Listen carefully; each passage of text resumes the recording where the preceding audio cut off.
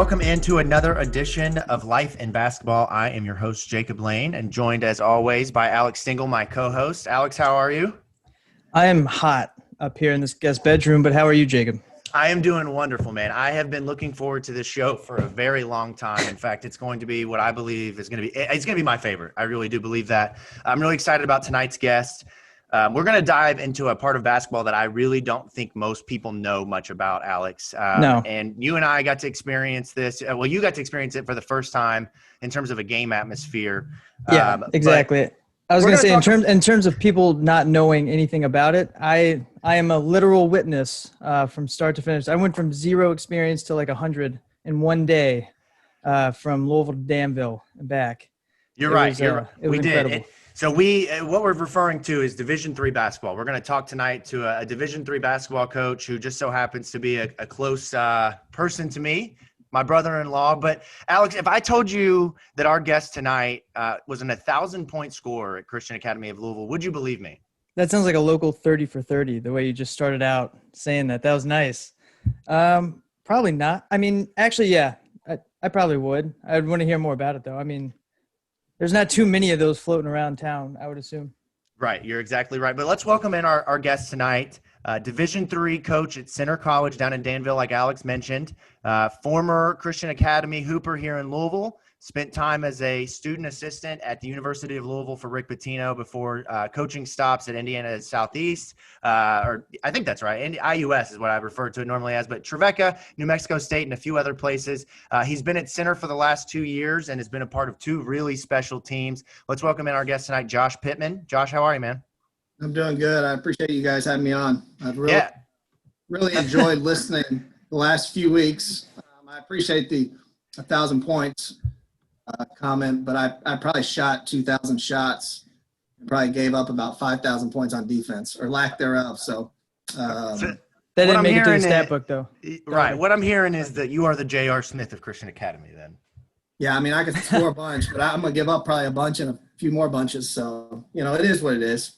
Absolutely. Well, thank you for joining the show. I think that, one of the things we've wanted to do in this podcast is tell unique stories and what you are living right now and what you've lived as a college basketball coach in the D2 and D3 ranks, even at D1 for a little bit of your career, I think is very interesting and can give people some insight into a lower level of basketball maybe than they're used to. But I want to start here. I want to ask you about life during the pandemic as a Division III coach. Obviously, Alex and I have covered Louisville this summer a lot.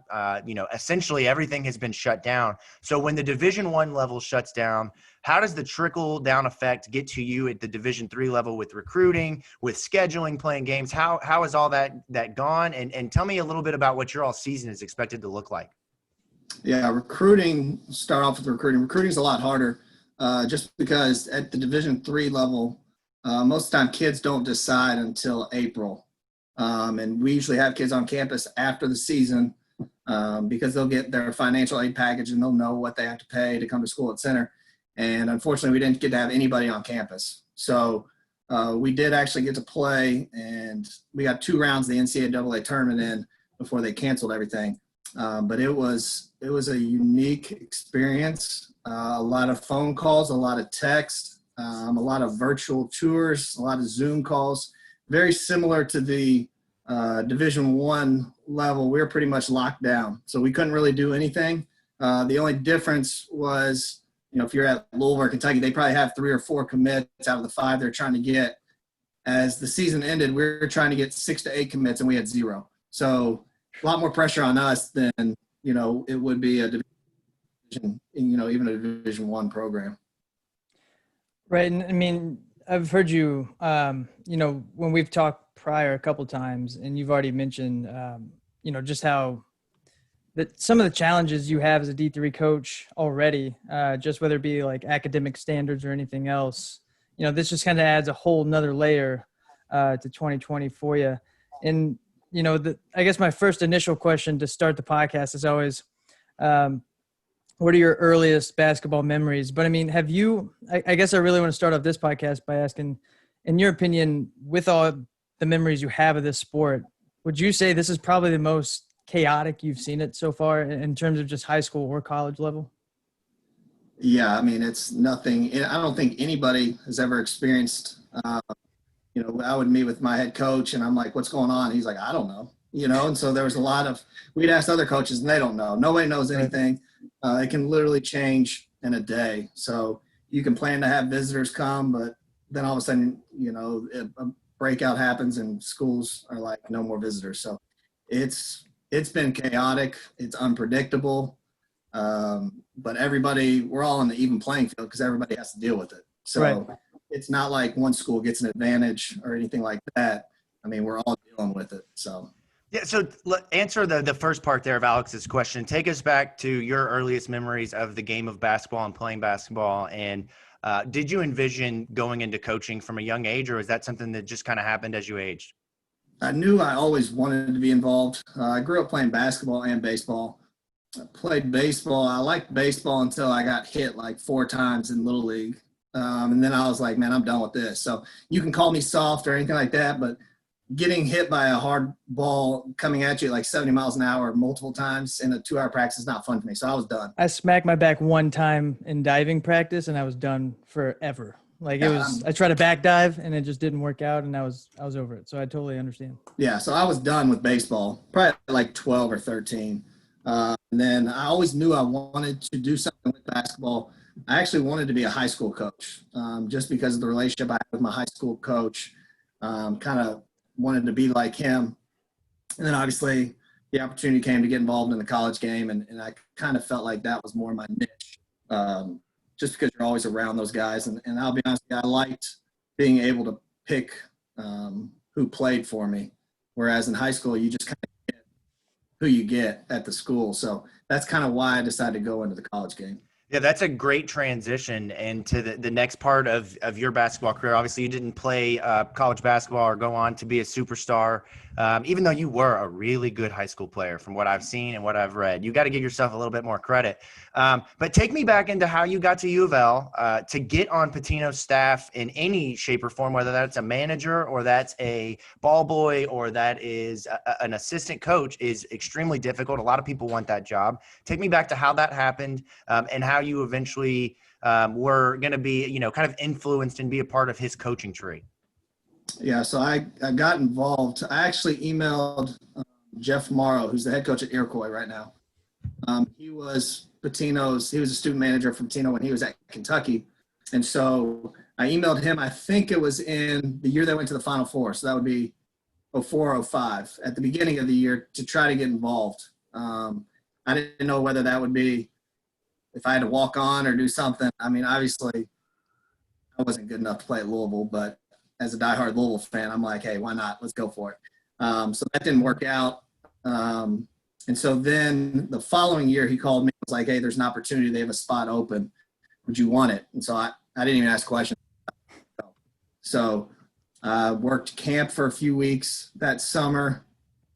And then they brought me on that year. So did it for 2 years, great experience, great staff to learn from. And then after I did that, I kind of got hooked into the college game. Real quick, before I even ask more about your career, I have to pause real quick and just ask, there's so many Pitino stories, that start coming out that you hear, and they're all funny and quirky in their own way. What's the weirdest thing you've been asked to do by either like a player or maybe Pitino? I don't want to put you on the spot with that, but either like by a player or like just by the staff in general. Yeah, we didn't really have to do too many weird things. Probably the weirdest job, and probably I had the most stressful job is, I don't know if you guys remember, Terrence Farley came into Louisville really skinny. So we were trying to put weight on him. So my job was, whether he had workouts, I think he maybe had workouts 3 times a week at like 7 a.m. So I had to go to his room and get him up at like 5:45 to make sure he ate breakfast and literally sit down at the table with him. And then on the other end, we had Derek Character, and I had to make sure that he didn't eat as much, so that he was doing the things he was supposed to. So, there was times where I was like, Terrence, you got to eat, dude. I can't weigh in and you don't meet your weight. Coach's going to yell at me. And then there's sometimes I'm like, dang, Derek, you got to stop eating, man. Like, just don't show up 5 pounds overweight because coach's going to, oh, what have you been doing? So you've been you've been giving them McDonald's or something like that. So it was a very stressful job. But as far as weird, we really didn't have too many. I didn't really have, weird jobs or anything like that. Most of the players were really cool. The 2 years I was there too. Okay, so you tell the great story with Derek and Terrence Farley, but I got to ask you, because as you took your next step, I believe that was the student assistant role, which would that kind of equate to a GA job now, or how does that work? It was pretty much a student assistant, kind of like a manager, pretty much. We had GAs on. I think we had one GA, but we pretty much helped whatever needed to be done, we would help. So right. Okay. So you were around during the Earl Clark, Terrence Williams years, correct? Yes, sir. Okay. Give me your best moment or funniest story between just those two people. Those two, they're actually really good people, really good guys while I was there. And probably the funniest story with Earl Clark is I think we lost to Notre Dame at home. I'm not exactly sure. It was Notre Dame or Rutgers maybe. And I go out and get food, and I come back to Minardi, and Earl's talking to the security guy, who was probably like 75 years old, 70 years old, talking about why he didn't play good, and has a seat right next to him and literally spends an hour and a half talking to him. And I'm like, Earl, what are you doing? He's like, man, I'm just telling him why I didn't play good. Typical Earl, laid back. And I'm like, okay, Earl, you just be you, bro. Terrence was a big personality. I think everybody knew that. But as far as being a nice guy, I think deep down inside, he was a genuine guy. I had the type of guy that Terrence was. I had a death in my family, and he called my cousin. A lot of people don't know these stories, and he called my cousin and said, hey, man, if you need anything, I've got you. And that's the type of guy he is. But both of those guys, man, I mean, great people, funny guys, fun guys to be around, great personalities. Terrence was really loud. Earl's just kind of go with the flow. Sometimes you want to try to get Earl to talk more, and Earl's just being Earl. And, you talk about different players and different stories that a lot of people don't hear about. And one theme that at least I do know with no coaching experience is just how hard it is to climb the ladder of college basketball when you're talking about coaching. And so, you spend some time bouncing around to different schools, and I imagine, for not too much of a salary, how much of a challenge was it, just going to these smaller schools and really, maybe not knowing the long-term path in terms of where you're going to go next? Yeah, I mean, it's coaching. I always tell people who ask me about it, the first 7 years, you're not going to make any money. And if you're in my case, maybe the first 12 years, you're not going to make as much money, and that's just part of the business. Nowadays, everybody wants to get into it. Right. And, people are willing to work for free, and it is what it is. That's the nature of the beast right now. And so it's tough. Every job has its positives and its negatives. I think even if you ask, Coach Mack at Louisville, he would say some positive about Louisville. He would say some negatives. There's no perfect job out there. But as far as, never knowing where you're going to be, that part's kind of stressful. I would say that part is more stressful at the Division I level, not so much the Division III level. My job, I think, it's safe. They're not going to do anything to us with the success we've had, but and I couldn't imagine. I've been at the Division I level where you're stressed to the max, and you're reading articles about people wanting to get rid of you, and it's extremely tough. It's more tough on the family. Us coaches, I think we know what we're getting into. Our spouses, our kids, stuff like that. It's tougher on them when they go to school and hear, hey, man, your dad sucks. We want to get rid of him. And so that part of it's tough. But I think as far as coaching, we know what we're getting into. But the unknown is always going to be there in coaching. So in the state of Kentucky, there is a lot of rich tradition in basketball at the college level. You talk about Louisville and Kentucky obviously being the big names there, but you dive in a little bit deeper and you've got Murray, you've got Moorhead, you've got Bellarmine, and you've got the list really is endless there. But a lot of times I think people overlook Center. even though like we said at the top of the show, you guys have been 47-10 over the last 2 years. You've gone to the Division III NCAA tournament. You've won a lot of really big games. You've beaten ranked teams. Why do you think, in your opinion, that Center gets overlooked when people talk about some of the next tier programs in the state behind Louisville, Western, Kentucky, those big name schools?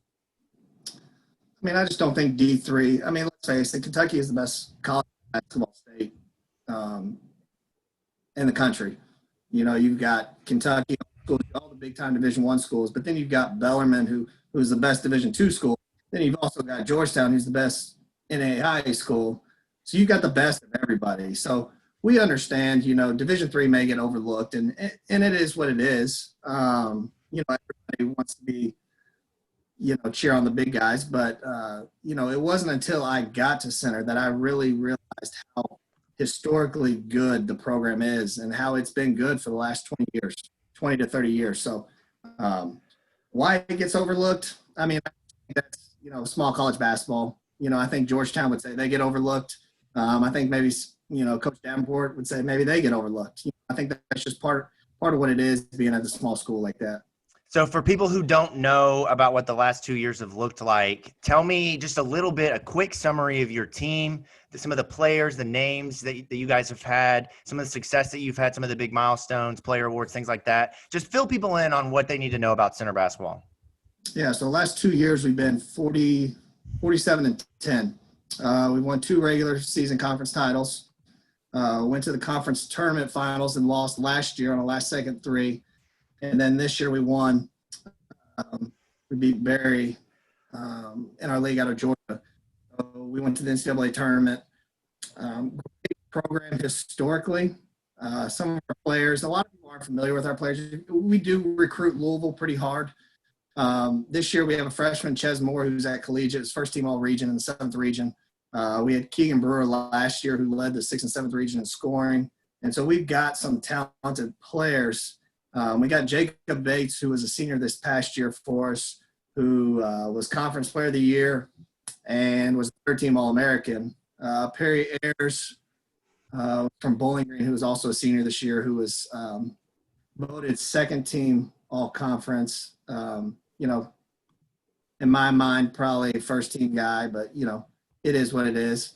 And so he was first-team the last 2 years. So a lot of people think when they hear D3, it's maybe not really good players, but people would be surprised the talent level that we have on our team. All right, I want to stop for just a second here. We've got a bit of a surprise, Josh. This is our first time doing this. Big surprise. You talk about your list of former players, guys at Center who have stood out to you, and we're going to be joined here in a second by one of those guys. We're going to ask him about you. We're going to find out a little bit about your coaching style. Speaking of which, here he is. He is joining us right now via Zoom. We are joined by Perry Ayers, who Josh just talked about, an all-conference guy at SA, a 4-year player at Center. And quite frankly, Alex, you and I saw the game in the conference finals. One of the most dominant performances I've seen in the first half, the way he shot the ball. Perry, thank you for joining us. How are you, my friend? Doing good. Just enjoying Bowling Green, you know. Finally happy to be back home. Yeah, so tell us a little bit about your experience of playing for Josh the last 2 years and just what kind of coach he is.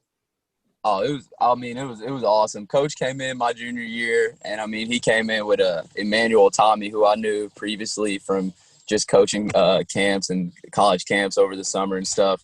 So when Coach came in, Coach Mason kind of told me about him, and I'm usually on campus early for the preseason. So I got to meet Coach Pittman pretty early and get to talk to him. And, I mean, just kind of from those first times, we got a pretty good bond. And, I mean, even after my 4 years of playing there, we still text and talk all the time. So describe his coaching style for me, right? I see a lot of Rick Pitino in him. The jacket flip, the stomping, the hands on behind his back, on the knee. Tell me a little bit about him. I'll give him Richard before I give Rick, but nah, Coach Pitt was the man. He was always there for us. I mean, I think the hardest thing, I mean, especially for being a coach, is trying to find that thin line between being like your player's friend, but also being their coach at the exact same time. And Coach Pitt just knew how to make everything work for us and just really connected with all the guys. And I mean, nah, he's just always been there for us, and it was a great 2 years having him there. So, like Jacob mentioned, we which by the way, that was the only center game I had ever seen in person. So I greatly appreciate you just putting on a show for me and everybody else in the gym. But I definitely wanted to ask. So tell me a little bit about, before we hop off here, tell me a little bit about your game in general and how that developed at center. So coming in, and I mean, a lot of people could tell you this, coming in from high school, I was a straight driver, guard best players. That's all I really did in high school. And I mean, it wasn't really my job to shoot. I could set people up, I could create by getting to the hole, but I wasn't really a scorer. That wasn't really what I was known for getting into college. And I mean, just once I stepped to center, I mean, it was very clear that, once you get to college, you got to develop that jump shot, develop that game, be able to take one-on-one, lead a team. And I mean, those 4 years, I mean, it changed me completely. I didn't think about playing overseas, honestly, that much. I just wanted to be a basketball coach. And I mean, just from playing those 4 years there, the confidence I gained and just everything, it just really pushed me to be a whole nother player. And I mean, I wouldn't trade it for anything. It was awesome. Great experience. So we got one more question. It's a two-part question, and then we'll get you out of here. Thank you again for joining us. Let's start with this. No problem. Tell me the best story you have about Josh as a coach, whether that be in practice or a game, and then give me a little bit of an idea of what your life is like right now and what you're preparing for the next step in your basketball career. Okay, so one of my favorite stories of Coach Pittman just happened senior year. We had a game. I cannot remember who we were about to play, but we had a pregame meal at Cowan, and Coach Pittman's always there. Him and Hall, the assistant coach, they're always there, making sure everybody there on time. And it was me, and I forgot who the two other people were, two of my teammates. We showed up probably about maybe 2 minutes late, and we came in with Subway instead of eating the cafeteria food that they were supposed to make for us. Coach Pitt was just he was not having that. He was not having that. And as much as he was like, I understand you trying to get some good nutrients in you and everything, but you're going to have to run. And I mean, I think for like a week, me and my three teammates were running like crazy. I was so mad at Coach Pittman. I just wanted a good meal before the game. That's all I wanted. But that's that Rick Pitino in him right there. If you do something bad, head to the treadmill. Yeah, just find the treadmill. Just take off running. That's all he was saying. I was like, oh, man, so mad. And tell me a little bit, what's going on with you right now? You finished up your career. What's next for you, man? So I just signed about a couple of weeks ago to a sports agency now. So now I'm trying to work to get overseas and stuff. I might be leaving for Armenia here in about a month or so to go up there and try out for a league. So basically it's just been kind of workouts every day, just getting in the gym, staying in shape, trying to be the best I can be. So that's basically my life. And then I just got a new puppy, new little black German Shepherd. His name's T'Challa. So that's kind of my life right now. Well, congrats on being a new puppy dad, and thank you for last minute joining the show. I got to give a shout out to Josh's wife, Courtney, who is my sister, for helping me set this up. Perry, thank you so much. Best of luck to you. And again, thank you, man. I appreciate it. Appreciate you guys. No problem. See you guys. Thanks, Perry. All right, Josh, let's hop back in here to the Division III level and talk about recruiting a little bit, because I think that's one of the more interesting things that you have to deal with. Tell me just the rigors of Division III recruiting. You mentioned it earlier about how players wait till the very end. So how much stress does that create for you? How hard is it for you to get players to take you seriously when they have some of the bigger name Division II or Division I schools, maybe NAI schools coming after them? How hard has that been for you, and how have you adjusted to it? It's really stressful, I'll be honest with you, but at the same time, a lot of people recognize center and a lot of people recognize my boss, Coach Mason. So for the first year, pretty much all he did, because I didn't have any D3 experience. I didn't know what a D3 kid looks like. He would kind of show me the ropes and kind of pretty much teach everything. So pretty much what I did the first year was I just shut up and listened. I didn't speak. I didn't just ask questions. And he kind of showed me the ropes. And after 2 years, do I still know it all? Absolutely not. I don't think I ever will. But as far as the stress goes, if you're Coach Mack or Coach Calipari and you're recruiting, 4 guys, you're probably recruiting, I would say, maybe 16 guys total. I mean, you guys would probably know this better than I would. But we try to recruit maybe 5 to 7 in this year's class, and I'm probably talking to 85 to 100 kids. So trying to keep up with 85 to 100 kids. And a lot of these kids are spread out everywhere. So we got Tennessee, we got Indiana, we got Kentucky, we got Texas, we got Wisconsin, North Carolina, everywhere. So, we had a recruiting meeting today and it lasted 4.5 hours, and we're busy the entire time, but that's kind of what we have to do. But as far as, we follow the steps and what we do. We stay in contact with our guys, and sometimes you do everything right and you still miss out on them. Last year we missed out on a kid who went to Kentucky as a walk-on, and I'm like, dude, I get it. If Coach Cal's offering you a walk-on spot, take it and go. Like, that can help you for the rest of your life. This year, we missed out on a kid who went to Coach Mack. So, and I understand I'm not going to win recruiting battles against Coach Mack and Coach Calipari. So I get that. But, a lot of kids, we feel like we've got something to sell at center. We feel we're the best academic school in the state of Kentucky, one of the top academic schools in the South. We're the best value in the state of Kentucky. And so we feel like we try to tell kids it's a 40-year decision. You're not just coming here for 4 years. It's a 40-year decision. And we feel like center is the best option for you for 40 years down the road. And what this school can do, some guys do it, some guys don't. Some guys at the end say, hey, man, I want to go play D2, or, I don't even want to play basketball anymore. I'm tired of it. And so we get it all, and we understand. I don't hold any grudges against any kids. I want them all to be happy. And center's not for everybody.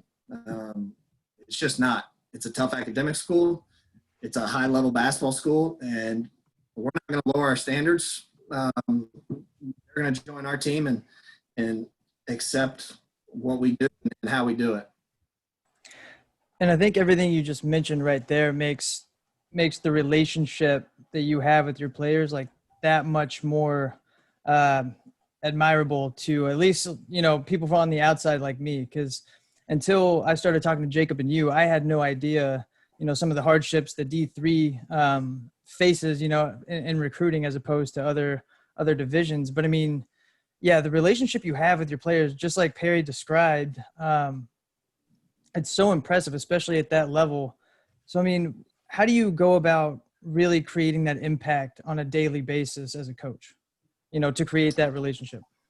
I think the guys, once they figure out that you care about them outside of basketball, you can really coach them hard. And my motto is, I coach them hard, but I love them harder. And so I can coach these guys as hard as I possibly can, because I feel deep down inside they know that I care about them more off the court than I do on the court. A perfect example is our senior Art Walker this year came up to me in the middle of, as conference term was approaching, and he was like, Coach, stop being soft. Let's go. If I play terrible, you tell me. Don't sugarcoat things to me. Like, tell me how it is. I'm a grown man. And I was like, okay, let's go. And so guys like that, you can do that to guys, because I think they know that I care about them more off the court than on it. I mean, if it's just basketball and what they can do for you on the court, man, you're missing the boat. You're missing a great opportunity to impact these kids' lives. So, over the last 2 years, I've gotten to know you and your desire to coach. I know that this is not a fad. This is not something that you're just in and out of. This is a lifelong commitment to the game. So what, in your mind, is your long-term aspiration? If you could pick your dream job and the dream ideal scenario for you, for your family, what is that kind of pinnacle mountaintop job? I mean, it's tough to say. I mean, obviously growing up a lifelong Louisville fan, you got to think being the head coach at the University of Louisville would be awesome. But, if that happens, probably not, but Coach Mack is doing a good job, and he's more qualified than I am. So, but I'm Coach Mack's biggest fan. Like, anything I can do to help him out, man, let's go Louisville. So, I don't really have – I would like to be – D3 is a good level. And do I have a great job? No. I mean, I've applied for a few jobs, and the thing about who I work for is he's brutally honest with me. And he's well connected to where he will tell me that's not a good job. You can't win there. There's a reason they're not winning. So there's some jobs where he'll be like, do not go for this one. Do not touch it. Other jobs he's saying, yes, touch it. Let's see what we can do. So he's not a guy that wants to keep me around either, which is nice. He's like, when I applied for the job, he was like 2 to 3 years, let's go, And so, it's just one of those situations. Do I have a dream job? I mean, I guess maybe the University of Louisville, Duke, North Carolina, a job like that would be nice. But, it's not about the fame and all that stuff. It's about a great fit for me. Let me, Alex, before you jump in here, let me ask this Yeah. as a follow-up, Josh, and this can be a quick answer. Do you envision yourself, if you had to, are you a Division III lifer? Let me ask that. Have you found your niche in basketball in Division III, or do you feel like that this level is teaching you and helping you grow as a coach to where you can eventually move up the ladder to a different level of basketball? Am I a D3 lifer? I doubt it. It's a stressful division. I mean, with recruiting, a lot of people have no idea how hard this is. I mean, it's 7 days a week, 365. I'm texting at 11:30 at night.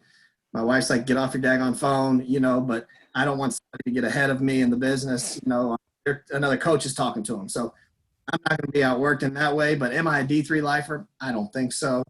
Now, what that next step means, as I said earlier, I meet with my head coach usually before the season and after, and he's like, hey, what can we help you with? Where do you want to go? Where do you see yourself 2 years down the road? And so, I think it's about fit for me. I'm not going to be a guy that goes and coaches in, Montana or anything like that. I like the East Coast and stuff like that. So I like this area. So I would like to stay somewhere around here. I'm actually upset because I have the last question before we get into our lightning round before the buzzer. And you just brought up that I totally forgot. You guys have to basically text like 18-year-olds at 11:30 at night. And for some reason, me or Jacob had no question set for that. That could have been gold. And I totally just, that fact just kind of skipped me. But just to that point, it's insane, right? Like even as a fan, I have no idea the level of depth that you guys have to work through just to even get a kid on campus. It's insane, but no, we definitely appreciate you coming on the podcast, giving that insight. And every podcast we finish essentially with the same question, and it's a simple question, but it has a really profound impact on many different people. So you can answer this however you want. But to you, how has basketball impacted your life? I think basketball teaches you so many life lessons. I'm a big believer in life is 10% what happens to you, 90% how you respond. Especially that first year at Center, we went from possibly hosting an NCAA tournament game, a little pod, to losing in the conference championship, to going to a selection show and watching, to not see your name pop up, knowing that we're the first team out. And knowing that we should have been in. I felt like we were one of the 64 teams, best 64 teams in the country. So then the question was, what are you going to do about it?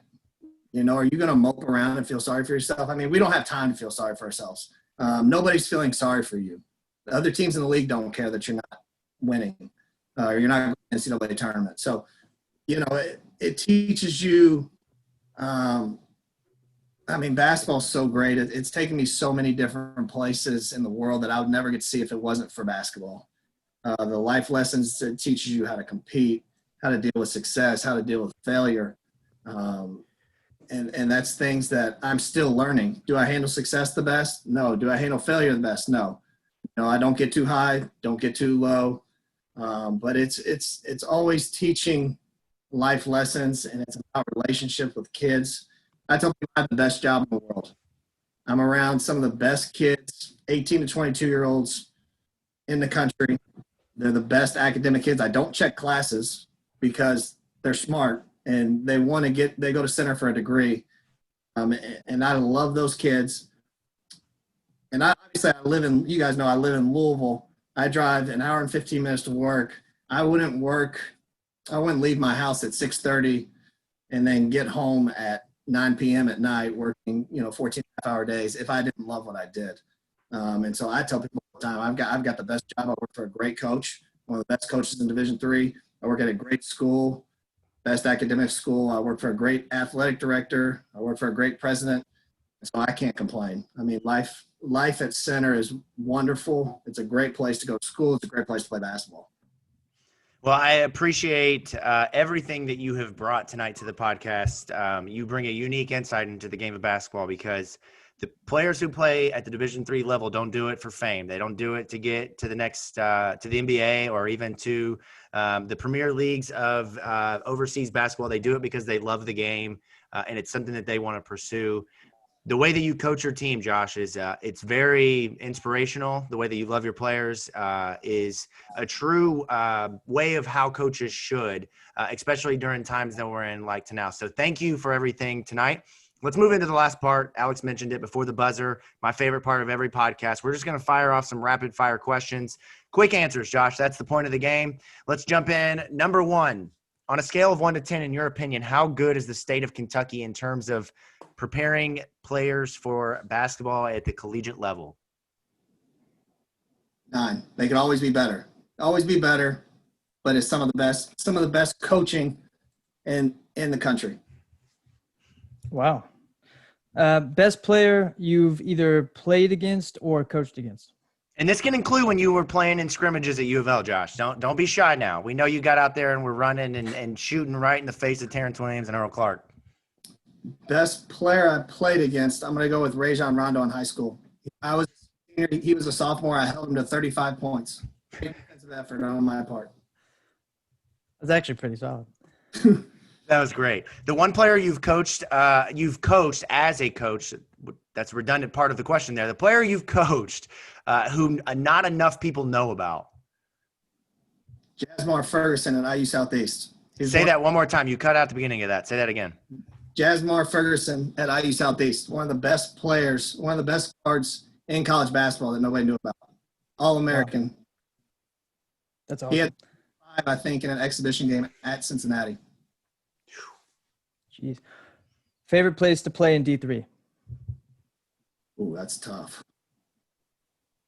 Alumni Gymnasium. No place like. I knew you were going to say that. Great answer. Great answer. All right, last one here. Division III coaches, they wear a lot of hats. You do a lot of weird things. What's the weirdest thing that you've had to do as a Division III basketball coach?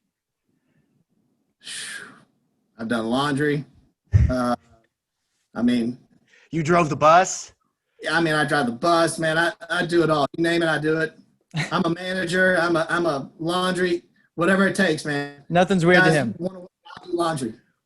I tell them if they'll win the conference title, I'll do the laundry for the rest of their life. So, yeah, man, I do anything for those dudes. Incredible. Josh Pittman, thank you so much for joining us. Division III assistant basketball coach at Center College.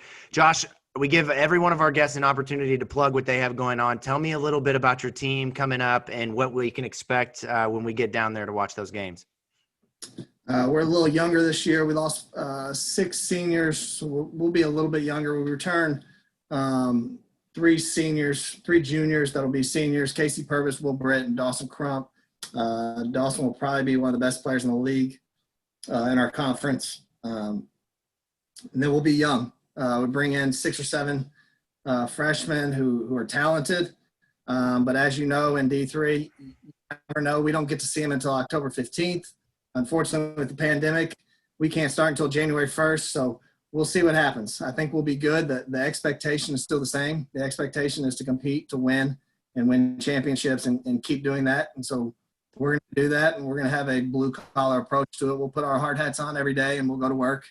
And it may not be the prettiest, but we'll see what we can do. I like where we're at. I like the team.